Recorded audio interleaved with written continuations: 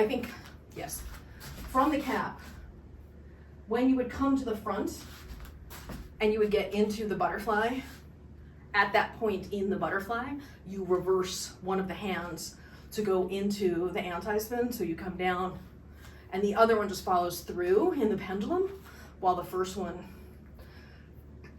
reverses to the anti-spin.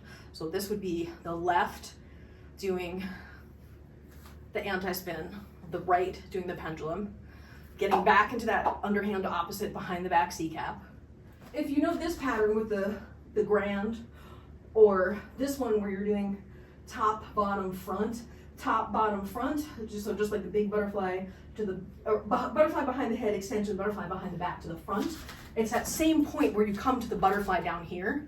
So I'm using that same entry point for that, or I guess in theory I should be able to do, wait, can I? Not as comfortably, but same thing.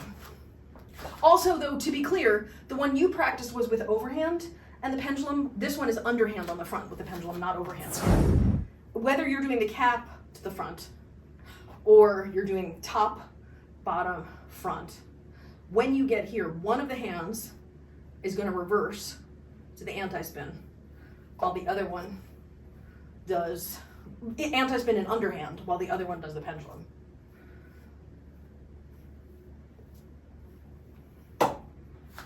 Left hand doing the pendulum.